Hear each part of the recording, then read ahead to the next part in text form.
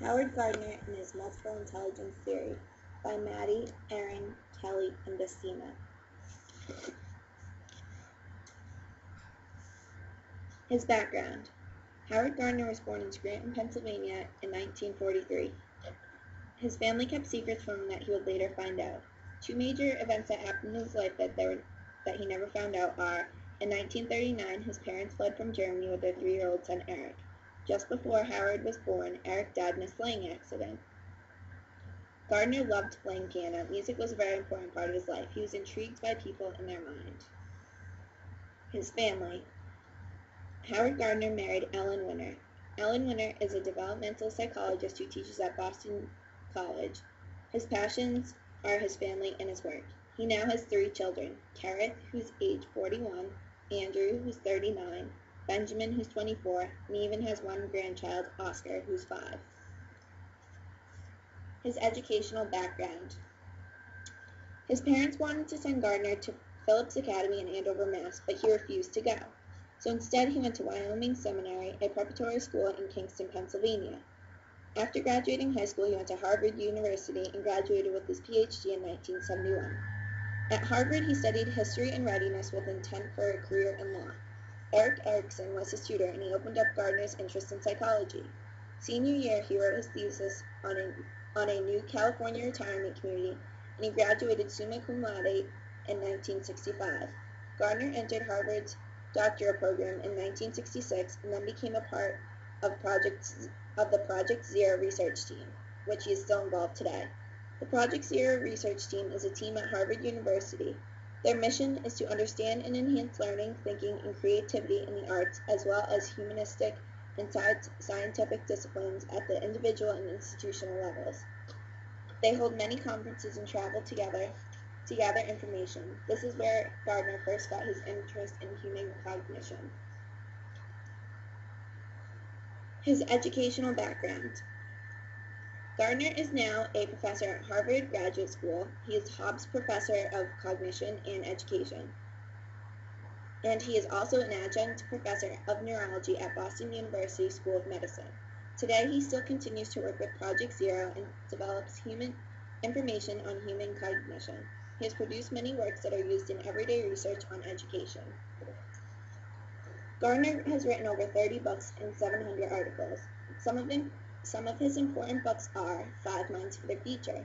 This book is about different cognitive abilities that would be cultivated by future leaders. Another book is his book of multiple intelligences. This book is about Gardner's major theory and is divided up into 7 parts. Each part is a different intelligence. This book is used by thousands of people around the world and is often used with education and psychology. Another book is Responsibility at Work. This book is about how motivation, culture, and professional norms can intersect to produce work that is personally, socially, and economically beneficial. Developmental and education of the mind. Gardner discusses all of his ideas, theories, and books all under one cover. Changing Minds. This book is about different insights on the phenomenon and how to change someone's mind. Making Good. This book is about Gardner's research results on people and their good work. And the last book is Howard Gardner Under Fire. This book discusses leading experts who agree or disagree with Gardner on specific issues that he has brought up. Intelligences. Gardner defines intelligence as the capacity to solve problems or to fashion products that are valued in one or more cultural settings. Using biological as well as cultural research, he formulated a list of 7 intelligences. This new outlook on intelligence differs greatly from the traditional view, which usually recognizes only 2 intelligences, verbal and computational. 7 intelligences Gardner defines are linguistic. This involves having a mastery of the language. This intelligence includes the ability to effectively manipulate language to express oneself poetically. It also allows one to use the language as a means to remember information. Occupations and passions typically found in writers, lawyers, journalists, English teachers, and poets. Logical mathematical. This consists of the ability to detect patterns, reason deductively, and think logically. This intelligence is most often associated with the scientific and mathematical thinking. Occupations and passions typically found in scientists, engineers, computer experts, and accountants. Bodily kinesthetic. This involves the ability to use one's mental abilities to coordinate one's own body movements. This intelligence challenges popular belief that mental and physical activity are unrelated. Occupations and passions typically found in dancers, actors, athletes, and soldiers. Spatial visual. This gives one the ability to manipulate and create mental images in order to solve problems. This intelligence is not limited to visual domains. Gardner notes that spatial intelligence is also formed in blind children. Occupations and passions typically found in artists, designers, architects, and photographers. Musical. This is the capability to recognize and compose musical pitches, tones, and rhythms. Auditory functions are required for a person to develop this intelligence in relation to pitch and tone, but is not needed for the knowledge of rhythm. Occupations normally found in musicians, singers, piano tuners, and acoustic engineers. Interpersonal. This is the ability to understand and discern the feelings and intentions of others. Occupations and passions typically found in therapists, mediators, leaders, counselors, politicians, and educators. Intrapersonal. This is the ability to understand one's own feelings and motivations.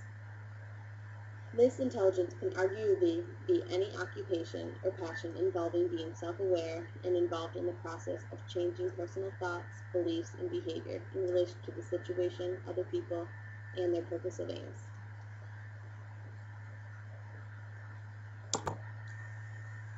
Application of Gardner's theory of multiple intelligence in education. The application of the theory of multiple intelligence varies widely. Educators should recognize and teach to a broader range of talents and skills.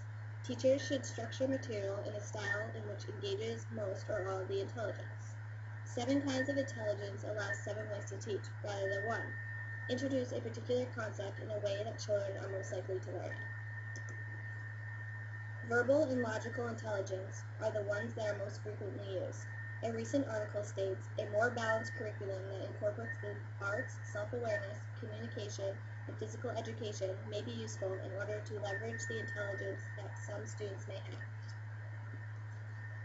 Example 1. Teaching about the Revolutionary War. Show students battle maps, play Revolutionary War games, organize a play, or read a novel about life during that period. This may excite students about learning and allows the teacher to reinforce the material in a variety of ways. It also gives a deeper understanding of the material. For a musically intelligent child, they may learn about the Revolutionary War by making up a song about what happened during that period. Example 2. Teaching about supply and demand. For a linguistic student, they may read about it. For a logical student, they may study math formulas that express it. For a spatial student, they may examine a graph or chart. For a naturalist student, they may observe the law in the natural world. For an interpersonal student, they may observe the human world. For a kinesthetic or intrapersonal student, they may learn the law in terms of their own body. When you supply your body with lots of food, the hunger demand goes down, and vice versa. Do not teach in 8 different ways. See what possibly functions the best in your classroom. Teachers must teach to artists, architects, musicians, naturalists, designers, dancers, entrepreneurs, etc., in ways that interest them the most. Teachers must be trained to teach their material in a wide variety of ways, such as using music, art activities, role plays, multimedia, field trips, etc. The theory of multiple intelligence gives adults a whole new look at their lives, examining potentials that they left behind in their childhood, such as love for the art of drama, but now have the opportunities to develop through courses, hobbies, or other programs of self-development. Is multiple intelligence theory. What are Gardner's ideas based on? Many will argue that his theories are based on reasoning and intuition rather than on the results of research. Gardner provides no evidence for his colleagues to evaluate, such as test results. Measuring multiple intelligence. There is no specific test out there that is able to measure intelligences. Gardner argues that an intelligence be assessed by a technique of Spatial intelligence can be measured by asking a person to find their way around an unfamiliar area or to solve a jigsaw puzzle. This is not an effective way to measure many people's intelligence at one time.